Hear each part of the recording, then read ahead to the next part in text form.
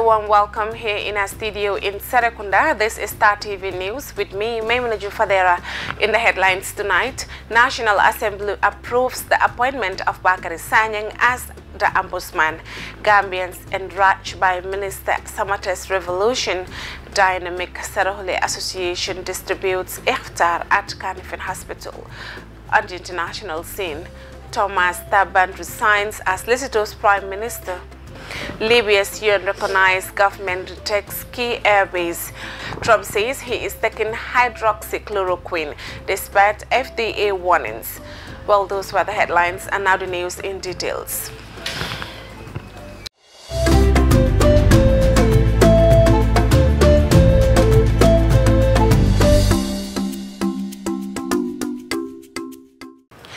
The National Assembly this morning approved the appointment of Bakari Sanyang as the new Ombudsman. It has been first tabled as a motion to the Public Appointment Committee for scrutiny because he was said to have been holding a public service position which contradicts the Constitution. Well, Dado Cham was at the sitting this morning and she now reports. April 6, the Vice President of the Gambia tabled the nomination of Mr. Sanyang before the National Assembly as the Ombudsman, after the first choice of the President was rejected.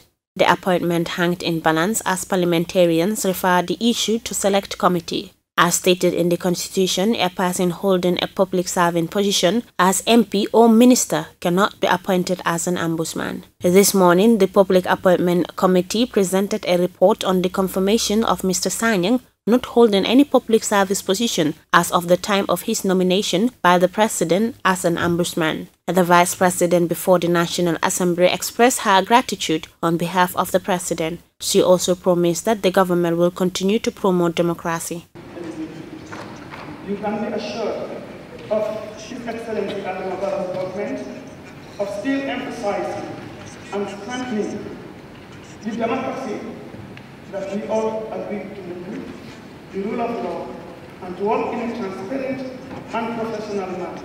Ombudsman, being the high officer, is appointed by the President in consultation with the Public Service Commission subjected to confirmation by the National Assembly. In the issue of the state of emergency, it was not further debated during the sitting, as the President has the power to declare 21 days of state of emergency. It is now left to him to declare. Therefore, there is no state of emergency as of now till the President speaks. Sitting of the National Assembly is adjourned till June 2020. Reporting for Star TV News, I am Dado Cham. A good bunch of Gambians have taken to social media to voice out their anger and displeasure after the Health Minister, Dr. Amadou Samate, revealed at the National Assembly on Friday that some medical practitioners no longer care about COVID-19. All that they care about is now their allowance provided by the government. Omar Job files in this report. The minister revolution came as rather a shock to many Gambians, especially during these unfortunate times, but it shows that corruption is still very rampant in the civil service. And according to Dr. Samate, the problem started when the $500 million emergency response funds announced by the government.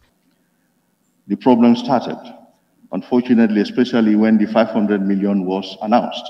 That's when our problem as a health ministry started. Unfortunately, people start to even forget about COVID. All they talk about is money, money, money. That's why I said our work is very, very difficult. Now, we say provide the list. When we talk about these things, it is not the majority, it's just in the minority that do some of these things. The majority are hardworking, dedicated, sacrificing their lives for the people of this country. Now, that minority provided a list. In fact, when you look at the list and the estimates, it consumed almost the entire $500 million for allowances. That was the suggestion. This revolution by Samate makes one believe that some of our healthcare workers are indeed heartless. Therefore, Gambian will not let this slide. Many of the young people took to Facebook to show their utmost anger and discontentment. One of them is Madi Jobate, outspoken human rights activist, who said Gambians should protest if President Barrow fails to take a stance on what Dr. Samate said. We have to protest if Barrow fails to act on what Dr. Samate said, and the blatant abuse of power by the finance minister and overall corruption around COVID-19 funds, then citizens must act. We must not let our money to be unplundered by the same people. Why should we? He wrote on his Facebook timeline. Nyang Jai, an economic, said, Dr. Samate is the right Gambian in the wrong place. He is in a river infested with crocodiles. Gambians dreamed of a new Gambia post-Jammeh, but unfortunately, our government has been hijacked by the very people who enabled Jammeh. Our nightmare as a nation continues, and once again, Gambians have been put in a position to manifest our destiny by taking control of what we own. Our patrimony, our dignity, our national pride and country, he stressed. Yusuf Yela, commonly known as Flex Dan, a journalist and activist, stated, in any normal country, those indicated in Dr. Samate's allegations should have been suspended pending an investigation immediately. However, that can only happen when Dr. Samate takes the lead and reports those individuals to the police. As much as I applaud Dr. Samate for speaking about corruption in his ministry, he must do something about these things. One thing for sure is that the minister must not continue to allow such people working in the ministry without them going through any appropriate disciplinary procedure or reporting them to the police. How can a minister continue to work with non-fraudulent officials in their ministry? I think this doesn't make any sense. Report them to the police. If they did not steal or attempt to steal, they must go through the disciplinary process. Many Gambians are very much angry over alleged corruption, especially in the Ministry of Health, since government approved the $500 million emergency response funds. Many have had reservations on how the money will be spent. This is what exactly they were even afraid of. The money being plundered for personal gains, while the ordinary Gambians continue to suffer. For Star TV, I am Omar Diop. In a press release sent to Star TV, the Ministry of Finance and Economic Affairs wishes to clarify the reports online that the tabling of the revised budget at the Parliament on Monday got cancelled because the Minister of Finance failed to show up are entirely false. The release reads, the attention of the Ministry of Finance and Economic Affairs has been drawn to reports online that the National Assembly cancelled its planned Monday session because the Minister of Finance failed to show up. We wish to clarify that some reports are entirely false. The cancellation of the tabling of the revised budget took place at the direction of the National Assembly. The Ministry of Finance, under the leadership of Honorable Mambrun Jai, has always accorded the highest degree of great respect to the august body. The ministry shows up anytime the Parliament calls, sometimes at a day's notice. Well, the release ends. In the Gambia, the number confirmed coronavirus increases to 24. The Deputy Director of Health Promotion made this revelation during the daily press briefing held at Banjul on Monday. Well, Modu El Baji was there and he now reports. We have one new laboratory confirmed case of COVID-19. This newly confirmed case is a driver at the Nigerian consulate in Guinea-Bissau. He came with the consul, who was to receive treatment at the Medicare in the Gambia, but both were intercepted at the border and taken into quarantine. En route to the Gambia from Bissau, the two spent 3 nights in Ziguinchor, a city in the southern Senegalese region of Casamance. They were taken into quarantine on the 14th May for entering the country after being in location with ongoing community transmission. Out of the 22 laboratory test results received, 16 are those of new tests conducted and 6 are repeat test results. All but one of the 22 test results returned negative. One of the negative repeat test result is the result of the sample taken from an existing COVID-19 case who has for the second consecutive time produced a negative result. This is indicative of his recovery from COVID-19.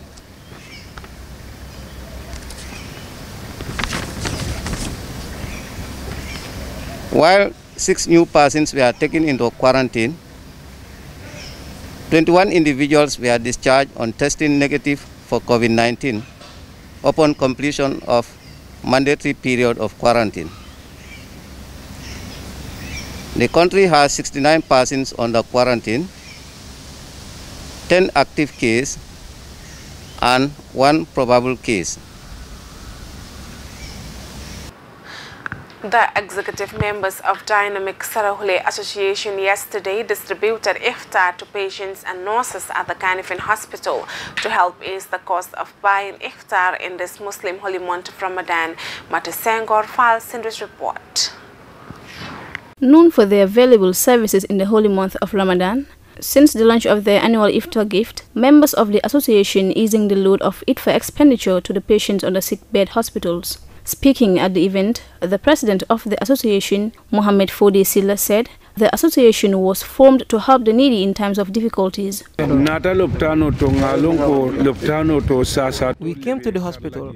We knew there are ill people in the hospital. We did not come here to say those here have nothing, but to come and show that we are healthy and they are not feeling well, and we are all the same. If we were also lying here at the hospital, they can also do the same for us.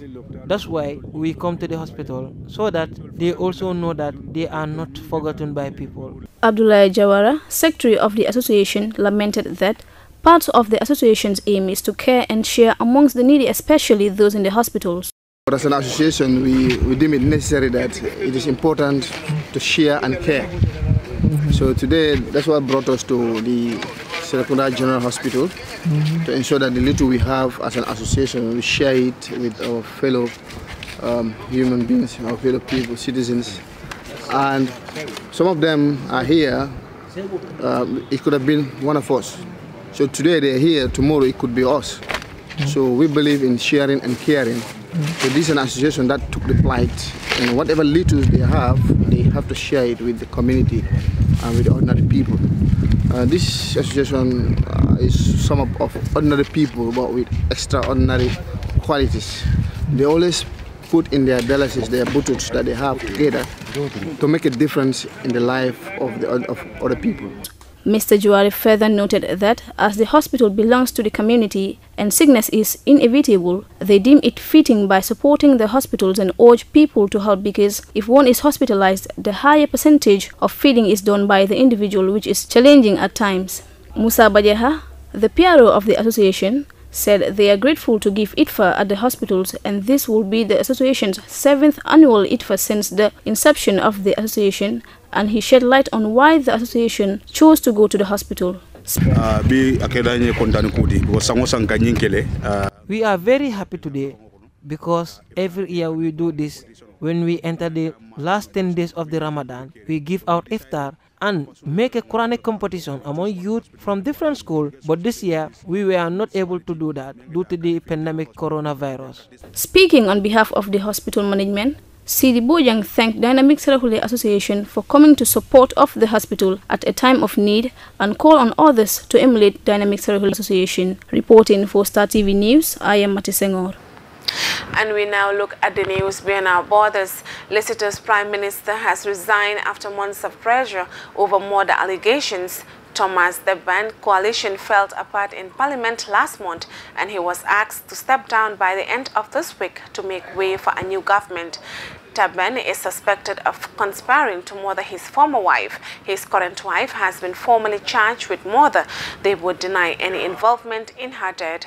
Well, Al Jazeera's Haru Mutasa reports from Harare in Zimbabwe. On to other news now, and some breaking news out of Lesotho, where the Prime Minister has resigned after months of pressure over murder allegations. Thomas Tabane's coalition fell apart in Parliament last Monday, and he was asked to step down by the end of this week to make way for a new government. Tabane is suspected of conspiring to murder his former wife. His current wife has been formally charged with murder. They both deny any involvement in her death. Let's speak to our regional correspondent, Haru Mutasa, who joins us live from Harare in Zimbabwe. This controversy, Haru, has been going on for some time now. Prime Minister Tabane finally resigning. So what happens now?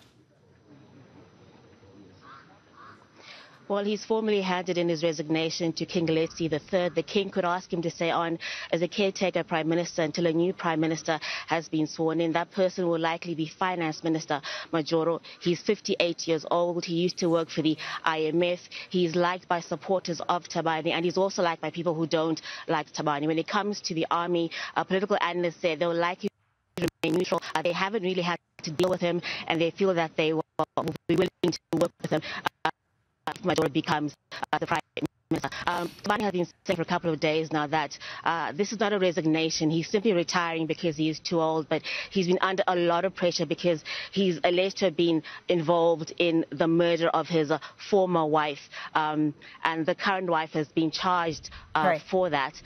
They both denied the allegations, so all eyes are now waiting on what's going to happen next with the court case. Right, precisely. What is going to happen with that court case involving the murder of his former wife? Well, Tabani had approached the Constitutional Court and has asked the court, saying that a sitting prime minister can not be charged. Now that things will be different because he will no longer be prime minister for a while, at least until the new one has been sworn in. So what is going to happen next? Some analysts say the reason why this took so long, he took so long to resign, is because he was trying to buy time, either to organize a good exit package for him, and also to try and make sure that he gets some kind of immunity, that if he is charged, or that he won't be charged for his alleged involvement in the murder of his first wife. So all eyes will now be on the court, and of course on the inauguration. It could be either today or maybe even Wednesday or a couple of days from now, but all people in Lesotho will know the way forward is after the inauguration and what the Constitutional Court will do next with regards to the court case. Thank you for that. Haru Mutasa, live for us in Zimbabwe. Libya's UN-recognized government says it has retaken control of the Al-Watiya air base. It was being used as renegade military commander Khalifa Haftar's headquarters in western Libya. Al Jazeera's Laura Borden-Manley has more. A moment of victory for Libyan government forces and another setback for warlord Khalifa Haftar's fighters. Officials in Tripoli say their forces have taken back Al-Watiya air base near Tunisia's border. It had been under Haftar's control since 2014. The base is within 50 kilometres of three towns, Zintan, Zawara and Assa. Its location had made it difficult for government forces to find a secure area where they launched ground and airstrikes to retake the base in early May. The fighting resulted in heavy losses on both sides. The military says a turning point came when it destroyed at least two of Haftar's Russian-made air defence systems. It's a game changer in terms of the last year of Khalifa Haftar's offensive on Tripoli. And I think in that sense, we have to understand how it's changed the military calculus now. Haftar had imported two Russian air defence systems there in recent days in order to safeguard it. And that tells you the value of that asset to Khalifa Haftar. They'd fought bitterly over this asset since 2015, in fact, since the first civil war that was sparked by Khalifa Haftar in 2014. Now it's a major development because it really alters the way in which Haftar can continue his offensive on Tripoli. Haftar took control of Al-Watiya air base in 2014. That's when he called on Libyans to rise up against the UN-recognised government in Tripoli. Since then, he's used it for his headquarters for his forces in western Libya.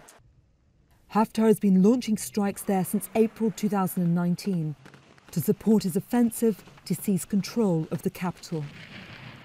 An offensive that's killed more than 1,000 people. Haftar continues to launch strikes on Tripoli and its Matiga airport, only 8 kilometres east of the city. But he no longer has any air bases in the west, while he still controls large swathes of land and oil fields across eastern and southern Libya. But analysts say the recapturing of Al-Watiya air base may tip the balance of power in the government's favour, since it no longer has to defend the west and can focus on the capital. Laura Bowden-Manley, Al Jazeera.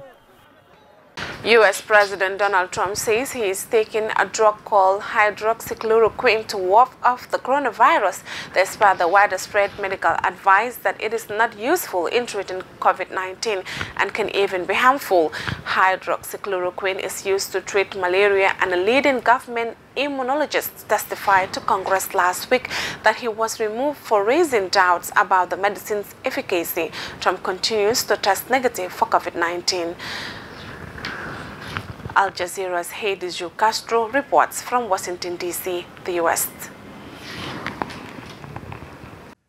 President Donald Trump is so confident in the drug he himself dubbed a game changer against COVID-19 that he himself takes one pill of hydroxychloroquine with zinc every morning. Yeah, I've taken it for about a week and a half now, and I'm still here. The president's unsolicited admission came at the end of a winding press conference next to restaurant executives about reopening the country. What do you have to lose? Okay, what do you have to lose?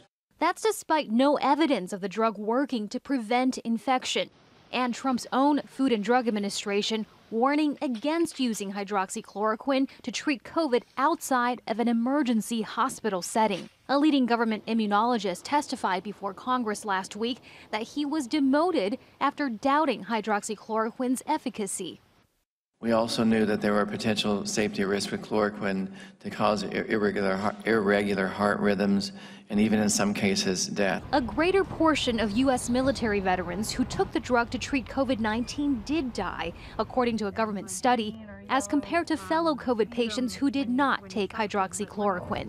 And two larger studies from New York found the drug offered no significant benefit to hospitalized patients. Trump said his faith in hydroxychloroquine comes from anecdotes that make their way to the Oval Office. Here's my evidence. I get a lot of positive calls about it. The American Medical Association says it strongly opposes the non-FDA approved use of hydroxychloroquine without careful consultation with one's doctor. Trump says he has the White House doctor's approval. He says he asked for it himself. Heidi Jo Castro, Al Jazeera, Washington. The response to the COVID-19 crisis is becoming increasingly political, with calls for an inquiry into how it has been handled worldwide. Chinese President Xi Jinping has defended his country's response as open and transparent during an annual health conference run by the World Health Organization, but Beijing has been facing growing criticism. Al Jazeera's James Bay has more. At a time when countries have been concentrating on their national responses to the virus, and with tensions between China and the US growing, the UN Secretary-General sounded frustrated. His video link from New York to Geneva wasn't working well, but delegates heard him condemn the lack of global cooperation.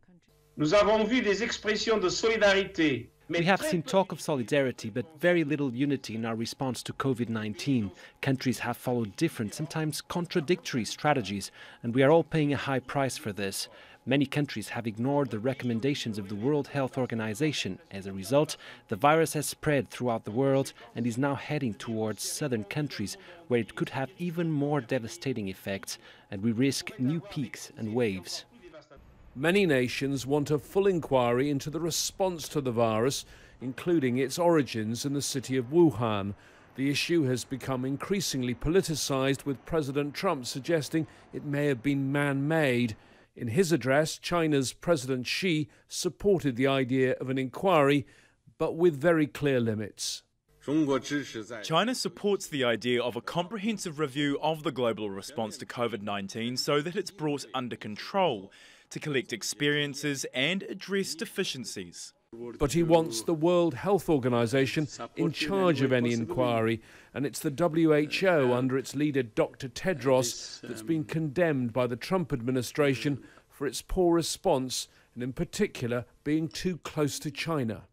In an apparent attempt to conceal this outbreak, at least one member state made a mockery of their transparency obligations, with tremendous cost for the entire world.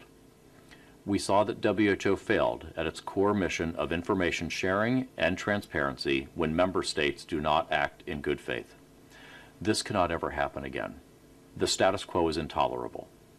WHO must change, and it must become far more transparent and far more accountable. What we're seeing play out in Geneva is likely to have reverberations around the world. The growing antagonism between the US and China is compounded by the fact that other major nations don't want to take sides because the two countries have so much economic clout. And that's a recipe for global diplomatic deadlock. James Bays, Al Jazeera, at the United Nations. And before we end the news, a recap of our main headlines. National Assembly approves the appointment of Bakary Sanyang as Ombudsman. Gambians enraged by Minister Samate's damning revolutions. Dynamic Sarhole Association gives iftar in Kanifing Hospital. Thomas Tapban resigns as Lesotho's Prime Minister. Libya's UN-recognized government retakes key airbase. Trump says he is taking hydroxychloroquine despite FDA warnings. Well, that's all for this edition of today's News at 8. Please enjoy the rest of our programs and join us tomorrow for more news. Thanks for watching and have a wonderful night. Bye for now.